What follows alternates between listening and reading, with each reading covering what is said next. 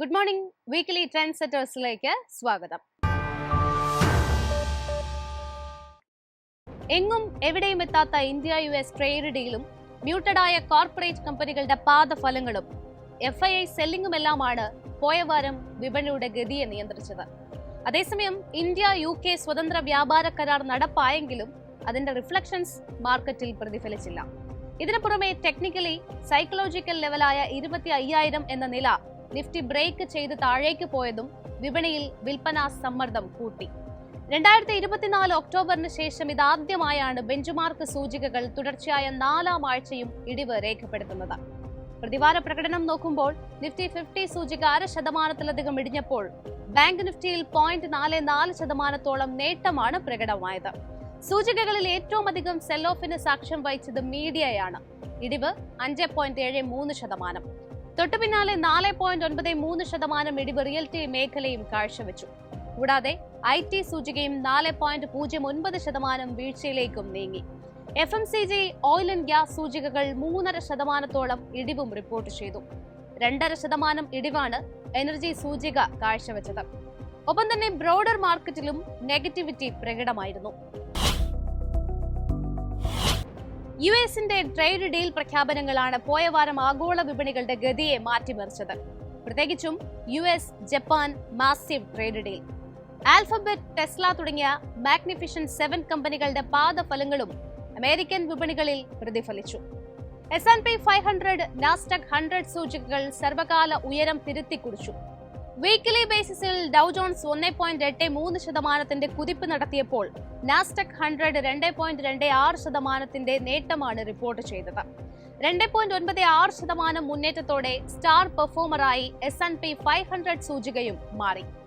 ട്രംപിന്റെ moratorium period August 1 അവസാനിക്കാനിരിക്കെ നിർണായകമായ ഒരുപാട് ഡാറ്റകളും FOMC യോഗ തീരുമാനങ്ങളും അടക്കമാണ് US സൂചികകളെ വരുന്ന വാരം കാത്തിരിക്കുന്നത്.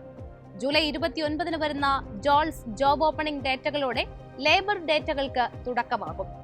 ജൂലൈ 30 FOMC യോഗ തീരുമാനങ്ങൾ അറിയാൻ സാധിക്കും. താരിഫുമായി ബന്ധപ്പെട്ട അനിശ്ചിതത്വങ്ങളും പണപ്പെരുപ്പത്തിലെ വർധനയും കണക്കിലെടുക്കുമ്പോൾ ഫെഡ് തൽസ്ഥിതി തുടരാനാണ് സാധ്യത. ഒപ്പം അന്ന് തന്നെയാണ് യുഎസിന്റെ 2ാം പാദ GDP എസ്റ്റിമേഷൻസും അറിയാൻ സാധിക്കുക.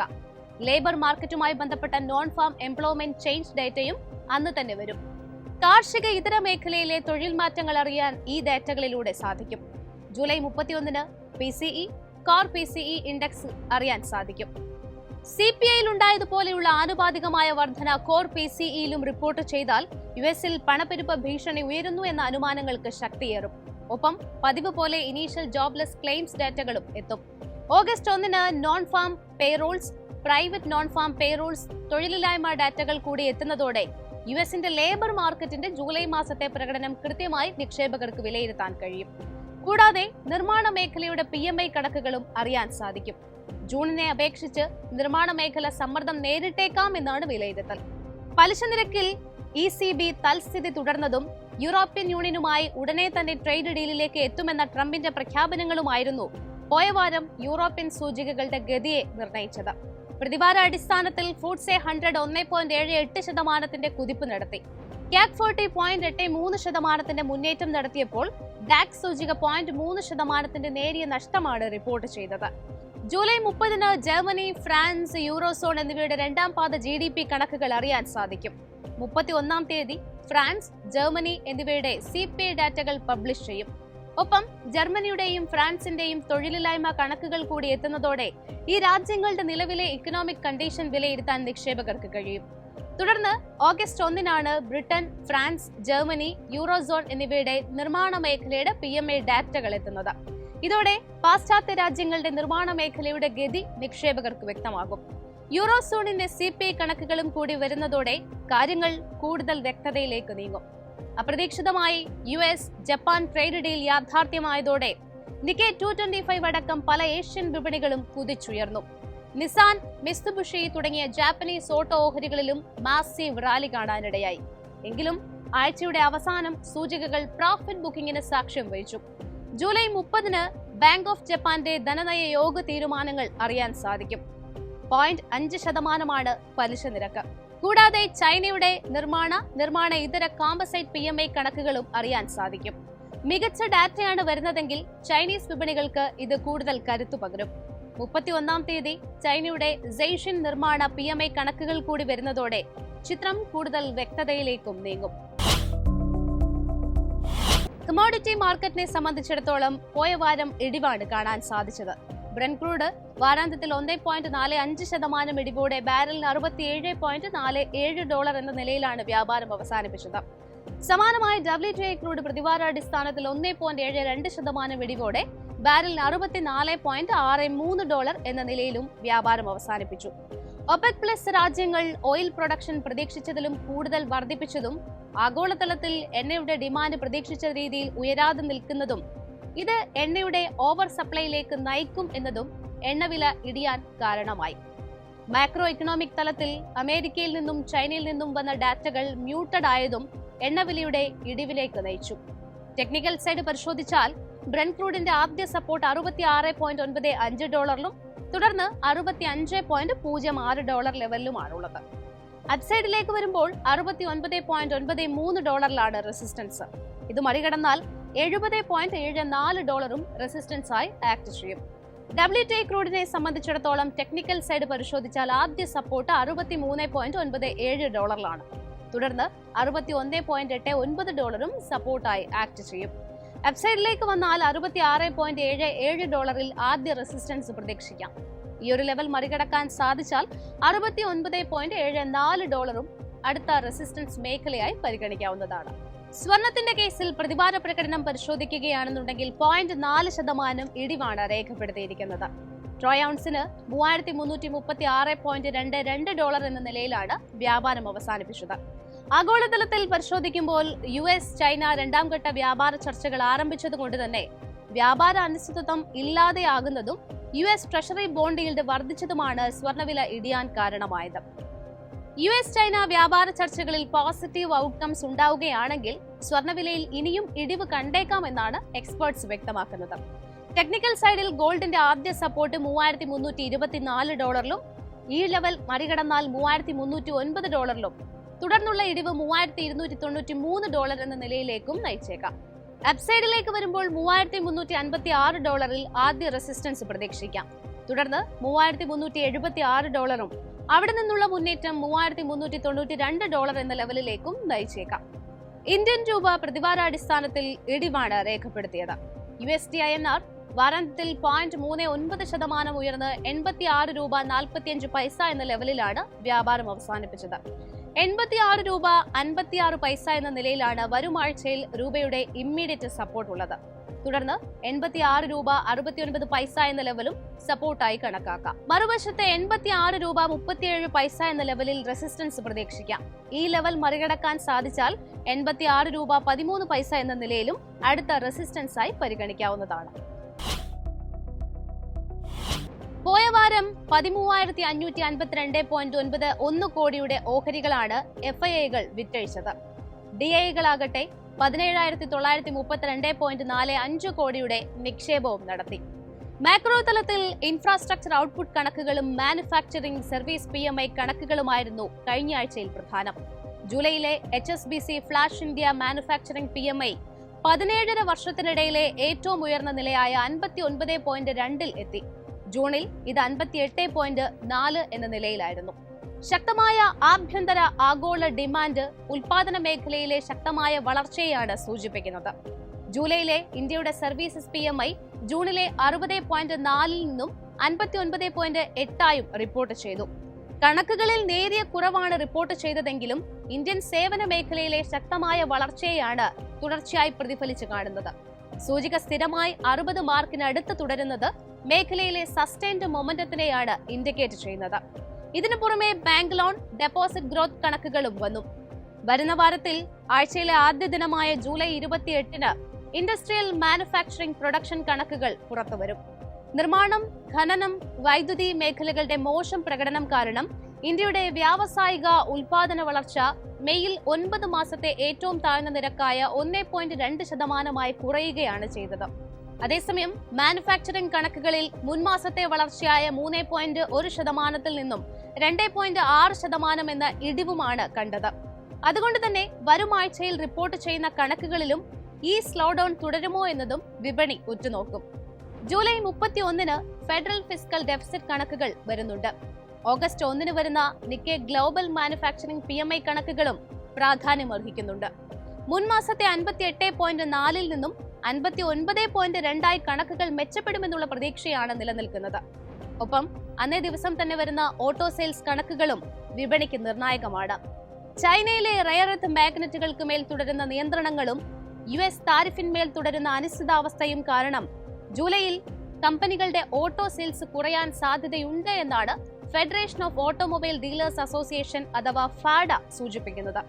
ഏകദേശം 69% ഡീലർമാരും ജൂലൈയിൽ വാഹന വിൽപ്പനയിൽ ഇടിവാണ് എക്സ്പെക്ട് ചെയ്യുന്നത്. അതുകൊണ്ട് തന്നെ ഈ കണക്കുകൾ ഓട്ടോ സെക്ടർ ഓഹരികളുടെ പെർഫോമൻസിനെയും എഫക്ട് ചെയ്തേക്കാം. ഇതിനു പുറമെ അന്ന് തന്നെ ഫോറക്സ് റിസർവ് കണക്കുകളും എത്തും. ജൂലൈ 18-ന് അവസാനിച്ച ആഴ്ചയിൽ ഇന്ത്യയുടെ വിദേശ നാണ്യ കരുതൽ ശേഖരം $1.18 ബില്യൺ കുറഞ്ഞ് $695.49 ബില്യൺ പോയ വാരം വന്ന ക്വാർട്ടർലി റിസൾട്ടുകളിൽ Eternal, Paytm, Tata Consumer Product, Bajaj Finance, Infosys, Force Motors, Cipla എന്നീ കമ്പനികളുടെ ഏർണിംഗ് നമ്പേഴ്സ് ആണ് വിപണി ശ്രദ്ധയാകർഷിച്ചത്. എറ്റേണലിന്റെ പാദഫലം വന്നപ്പോൾ വരുമാനത്തിൽ 70% ഉയർച്ചയും ലാഭത്തിൽ 90% ഇടിവുമായിരുന്നു ഇത്തവണ കണ്ടത്. മിന്നുന്ന പ്രകടനമായിരുന്നു പേടിഎം ഇത്തവണ രേഖപ്പെടുത്തിയത്. 840 കോടി നഷ്ടത്തിൽ നിന്നും 123 കോടിയുടെ ലാഭത്തിലേക്ക് കമ്പനിക്ക് എത്താൻ സാധിച്ചു. IT ഭീമനായ ഇൻഫോസിസും 8.6% ഉയർച്ച ലാഭത്തിൽ ഇത്തവണ രേഖപ്പെടുത്തി. ലാഭത്തിൽ 52% ഉയർച്ച രേഖപ്പെടുത്തിയ ഫോഴ്സ് മോട്ടോഴ്സ് ഓഹരികളും കുതിച്ചുയർന്നു. വരുന്ന വാരത്തിൽ നിർണായകമായ ഒരുപിടി കമ്പനികളുടെ ക്വാർട്ടർലി നമ്പേഴ്സ് ആണ് വിപണി ശ്രദ്ധയാകർഷിക്കുക. 28-ാം തീയതി തിങ്കളാഴ്ച റിസൾട്ടുകൾ പ്രഖ്യാപിക്കുന്ന പ്രധാനപ്പെട്ട കമ്പനികൾ Bharat Electronics, Adani Green Energy, GAIL India, Adani Total Gas എന്നിവയാണ്. വീക്ക് ക്വാർട്ടർ ആയിരുന്നെങ്കിൽ കൂടി ശക്തമായ order book, Make in India initiative എന്നീ കാരണങ്ങൾ കാരണം ഭാരത് ഇലക്ട്രോണിക്സിന്റെ വരുമാനവും ലാഭവും ഉയർച്ച രേഖപ്പെടുത്തുമെന്നാണ് വിപണി പ്രതീക്ഷിക്കുന്നത്. ഗെയിലിന്റെ വരുമാനത്തിൽ ഇടിവാണ് ഈ പാദത്തിൽ ബ്രോക്കറേജുകൾ എക്സ്പെക്ട് ചെയ്യുന്നത്. ഡിമാൻഡിലുള്ള കുറവും പ്രൊഡക്ഷൻ ഇഷ്യൂവുമാണ് അതിന് പ്രധാന കാരണമായി വരുന്നത്. 29-ാം തീയതി റിസൾട്ടുകൾ പ്രഖ്യാപിക്കുന്ന കമ്പനികളിൽ പ്രമുഖർ Larsen and Toubro, NTPC, Asian paints, bank of India, APAAR industries എന്നിവരാണ്. മൂലധന നിക്ഷേപത്തിന്റെ തുടർച്ച, സർക്കാരിന്റെ അടിസ്ഥാന സൗകര്യ വികസന പദ്ധതികൾ, ഹെൽത്തി ഓർഡർ ബുക്ക് എന്നീ കാരണങ്ങളാൽ കഴിഞ്ഞ പാദത്തിൽ കണ്ട വളർച്ചാ പാത നിലനിർത്താൻ ഇത്തവണയും ലാർസൻ ആൻഡ് ട്യൂബ്രോയ്ക്ക് കഴിയുമോ എന്നതാണ് നിക്ഷേപകർ ഉറ്റുനോക്കുന്നത്. 30-ാം തീയതി റിസൾട്ടുകൾ പ്രഖ്യാപിക്കുന്ന പ്രധാന കമ്പനികൾ Power Grid, InterGlobe Aviation, Tata Steel, Hyundai Motors India, Kaynes Technologies എന്നിവരാണ്. പ്രൊട്ടക്ഷൻ താരിഫ്, ഉയർന്ന വില എന്നിവ കാരണം 2026 സാമ്പത്തിക വർഷത്തിന്റെ ആദ്യ പാദത്തിൽ ഇന്ത്യൻ സ്റ്റീൽ കമ്പനികൾ ഉയർന്ന കണക്ക് പുറത്തുവിടാനാണ് സാധ്യത. ടാറ്റ സ്റ്റീലിൽ നിന്നും ഇത്തരത്തിലുള്ള കണക്കുകൾ തന്നെയാണ് വിപണി പ്രതീക്ഷിക്കുന്നത്. Hindustan Unilever, Sun Pharmaceutical, Mahindra and Mahindra, Maruti Suzuki, Coal India, Eicher Motors, Mankind Pharma, Swiggy എന്നീ കമ്പനികളുടെ റിസൾട്ടുകളാണ് 31-ാം തീയതി വരാനിരിക്കുന്നത്. സ്വിഗ്ഗിയുടെ കാര്യത്തിലേക്ക് വന്നാൽ ഒന്നാം പാദ ഫലങ്ങൾ കമ്പനിയെ ലാഭത്തിലേക്ക് നയിക്കുമോ എന്നതാകും വിപണി ശ്രദ്ധിക്കുക. ഫുഡ് ഡെലിവറിയും ഇൻസ്റ്റമാർട്ട് വെർട്ടിക്കലും കാരണം വരുമാനം സ്റ്റേബിളായി ഉയർന്നെങ്കിലും തുടർച്ചയായ നഷ്ടങ്ങൾ വന്നതുകൊണ്ട് തന്നെ കമ്പനിയുടെ കോസ്റ്റ് കൺട്രോൾസ് നടപടികളുടെ ഫലത്തെ സംബന്ധിച്ച ആശങ്കകൾ ഉയരുന്നുണ്ട്. ഓഗസ്റ്റ് 1-ന് റിസൾട്ടുകളുമായി എത്തുന്ന കമ്പനികളായ ITC, Adani power, Godrej properties എന്നിവയുടെ റിസൾട്ടുകളും വിപണിക്ക് നിർണായകമാകും. ഗോദ്രേജ് പ്രോപ്പർട്ടീസിന്റെ മുൻപാദ വാർഷിക വളർച്ചയും വർഷാവസാനത്തെ ശക്തമായ സാമ്പത്തിക റിപ്പോർട്ടുകളും പുതിയ സാമ്പത്തിക വർഷത്തിലും തുടർന്നേക്കാം എന്നാണ് അനലിസ്റ്റുകളുടെ പ്രതീക്ഷ. ഒപ്പം ഓഗസ്റ്റ് 2-ന് ABB ഇന്ത്യ, ഫെഡറൽ ബാങ്ക് തുടങ്ങിയ കമ്പനികളുടെ റിസൾട്ടുകളും വരും. IPO മാർക്കറ്റിലേക്ക് വന്നാൽ 700 കോടി രൂപ സമാഹരിച്ച ഇൻഡിക്യൂബ് സ്പേസ് ലിമിറ്റഡ് ലിസ്റ്റിംഗ് ആണ് ആദ്യം. ജൂലൈ 30-നാണ് കമ്പനിയുടെ ലിസ്റ്റിംഗ് നടക്കാനിരിക്കുന്നത്. അന്ന് തന്നെ GNG ഇലക്ട്രോണിക് ലിമിറ്റഡും ലിസ്റ്റ് ചെയ്യും.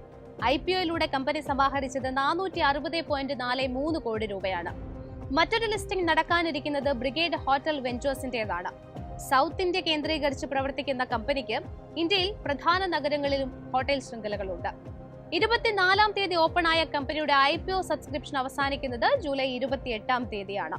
ഇഷ്യൂയിലൂടെ 759.6 കോടി രൂപ സമാഹരിക്കാനാണ് കമ്പനി ലക്ഷ്യമിടുന്നത്. ഒപ്പം പ്രൈസ് ബാൻഡ് നിശ്ചയിച്ചിരിക്കുന്നത് 85 രൂപ മുതൽ 90 രൂപ എന്ന നിലവാരത്തിലാണ്. ശാന്തി ഗോൾഡ് ഇന്റർനാഷണൽ ലിമിറ്റഡ് ആണ് മറ്റൊരു ലിസ്റ്റ് ചെയ്യുന്ന കമ്പനി. ഓഗസ്റ്റ് 1-നായിരിക്കും കമ്പനിയുടെ ലിസ്റ്റിംഗ്. ജൂലൈ 25-ന് ഓപ്പൺ ആയ കമ്പനിയുടെ IPO സബ്സ്ക്രിപ്ഷൻ അവസാനിക്കുന്നത് ജൂലൈ 29-നാണ്. 2003-ൽ സ്ഥാപിതമായ കമ്പനി ഗോൾഡ് ജ്വല്ലറി മാനുഫാക്ചറിംഗ് മാർക്കറ്റിലാണ് കൂടുതൽ ശ്രദ്ധ കേന്ദ്രീകരിച്ചിരിക്കുന്നത്. ഇഷ്യൂയിലൂടെ 360 കോടി രൂപയാണ് കമ്പനി സമാഹരിക്കുന്നത്. അടുത്തയാഴ്ച സബ്സ്ക്രിപ്ഷനുമായി എത്തുന്ന മറ്റൊരു പ്രധാനപ്പെട്ട company national securities depository limited അഥവാ NSDL ആണ്. 2012-ൽ സ്ഥാപിതമായ company SEBI registered market infrastructure institution ആണ്. ഇഷ്യൂയിലൂടെ 4011.6 കോടി രൂപ സമാഹരിക്കാനാണ് കമ്പനി ലക്ഷ്യമിടുന്നത്. പ്രൈസ് ബാൻഡ് നിശ്ചയിച്ചിരിക്കുന്നത് 760 രൂപ മുതൽ 800 രൂപ എന്ന റേഞ്ചിലാണ്. ജൂലൈ 30-ന് ഓപ്പൺ ആകുന്ന കമ്പനിയുടെ IPO സബ്സ്ക്രിപ്ഷൻ അവസാനിക്കുക ഓഗസ്റ്റ് 1-നായിരിക്കും. ടെക്നിക്കൽ സൈഡിൽ തുടർച്ചയായ 4-ാമത്തെ ആഴ്ചയും നിഫ്റ്റി അതിന്റെ ഡൗൺവേർഡ് ട്രാജക്ടറിയാണ് തുടർന്നത്. ആഴ്ചയുടെ ആദ്യം ക്രൂഷ്യൽ സപ്പോർട്ട് ലെവലിൽ നിന്നും മുന്നോട്ടേക്ക് കുതിക്കാൻ സൂചിക ഒരു ശ്രമം നടത്തിയെങ്കിലും ആഴ്ചയിലെ അവസാന ദിനം ശക്തമായ വിൽപ്പനാ സമ്മർദ്ദത്തെ തുടർന്ന് ആ ശ്രമം പരാജയപ്പെടുകയായിരുന്നു എന്നാണ് SBI സെക്യൂരിറ്റീസിലെ അനലിസ്റ്റുമാർ പറയുന്നത്. വെള്ളിയാഴ്ച 50-ഡേ EMI ഒപ്പം 62.18% ഫിബൊനാച്ചി റിട്രേസ്മെന്റ് എന്നീ 2 നിർണായക ലെവലുകളും കൈവിട്ടുകൊണ്ടാണ് വിപണി താഴേക്ക് പോയത്. അതുകൊണ്ട് തന്നെ കൃത്യമായ ഡൊമസ്റ്റിക് ഗ്ലോബൽ ക്യൂസ് ലഭിക്കാത്തിടത്തോളം നിയർ ടേമിൽ മാർക്കറ്റിൽ ഒരു കൺസോളിഡേഷനോ അല്ലെങ്കിൽ ഡൗൺ സൈഡ് മൂവ്മെന്റോ ആണ് അവർ പ്രതീക്ഷിക്കുന്നത്. 100-ഡേ EMI ആയ 24,600 മുതൽ 24,550 ലെവലുകൾ സൂചികയുടെ ഇമ്മീഡിയറ്റ് സപ്പോർട്ടായി ആക്ട് ചെയ്യുമെന്നും ഈ ലെവൽ കൈവിട്ട് കഴിഞ്ഞാൽ 24,200 വരെ ഇടിഞ്ഞേക്കാമെന്നുമാണ് SBI സെക്യൂരിറ്റീസിലെ അനലിസ്റ്റുമാർ വിലയിരുത്തുന്നത്. അപ്സൈഡിലേക്ക് വരുമ്പോൾ 25,100 മുതൽ 25,150 ലെവലായിരിക്കും നിഫ്റ്റി 50-യുടെ ഒരു ക്രൂഷ്യൽ റെസിസ്റ്റൻസ് ആയി ആക്ട് ചെയ്യുക.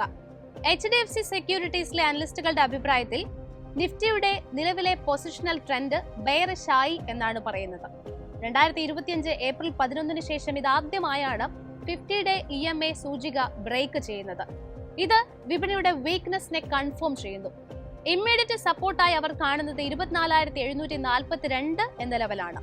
ഈ ലെവൽ ബ്രേക്ക് ചെയ്താൽ 24,500 സപ്പോർട്ടായി ആക്ട് ചെയ്തേക്കാമെന്നും അവർ വിശ്വസിക്കുന്നു. അപ്സൈഡിൽ 25,000 എന്ന സൈക്കോളജിക്കൽ ലെവലാണ് ഇമ്മീഡിയറ്റ് റെസിസ്റ്റൻസ് ആയി അവർ കാണുന്നത്. നിഫ്റ്റിയെ അപേക്ഷിച്ച് ഒരു ഔട്ട് പെർഫോമൻസ് നടത്താൻ ബാങ്ക് നിഫ്റ്റിക്ക് പോയ വാരം സാധിച്ചു. ICICI ബാങ്ക്, HDFC ബാങ്ക് എന്നീ ഓഹരികളുടെ പിൻബലത്തിലാണ് ഈ മുന്നേറ്റം. ഒരു റേഞ്ച് ബൗണ്ട് മൂവ്മെന്റ് ആണ് പ്രധാനമായും നിഫ്റ്റി ബാങ്കിൽ കാണുന്നത് എന്നാണ് SBI സെക്യൂരിറ്റീസിലെ അനലിസ്റ്റുമാർ പറയുന്നത്. 14-ഡേ RSI ഏകദേശം മിഡ് പോയിന്റിൽ നിൽക്കുന്നത് ഈ റേഞ്ച് ബൗണ്ട് പെർഫോമൻസിന്റെ ഇൻഡിക്കേഷൻ ആണ്. 57,300 മുതൽ 57,350 റേഞ്ച് ഒരു മേജർ റെസിസ്റ്റൻസ് സോണായി അവർ കണക്കാക്കുന്നു. ഈ ലെവൽ ബ്രേക്ക് ചെയ്ത് കഴിഞ്ഞാൽ നിയർ ടേമിൽ ബാങ്ക് നിഫ്റ്റി പുതിയ സർവകാല ഉയരത്തിലേക്ക് കുതിച്ചുകൊണ്ട് 57,800 എന്ന ലെവൽ വരെയും ഉയർന്നേക്കാം. നേരെ മറിച്ച് 55,700 മുതൽ 55,600 വരെയുള്ള പ്രധാന ലെവലുകളായിരിക്കും മാസീവ് സെൽ ഓഫ് ഉണ്ടായാൽ ബാങ്ക് നിഫ്റ്റി എത്താനുള്ള സാധ്യത. ഇന്ത്യയെ സംബന്ധിച്ചിടത്തോളം ക്രൂഷ്യലായ ഒരു വാരത്തിലേക്കാണ് കടക്കുന്നത്. ഇന്ത്യ-US ട്രേഡ് ഡീലിന്റെ ഡെഡ്ലൈനായി പറഞ്ഞിരിക്കുന്ന ഓഗസ്റ്റ് 1-ന് മുൻപ് ഇരു രാജ്യങ്ങൾക്കും ഒരുപോലെ ഗുണം ചെയ്യുന്ന കരാറിൽ എത്തിയില്ല എങ്കിൽ വിപണിയിൽ നിലവിൽ തുടരുന്ന ബെയറിഷ് സെന്റിമെന്റ് അല്പം കൂടി ശക്തമായേക്കാം.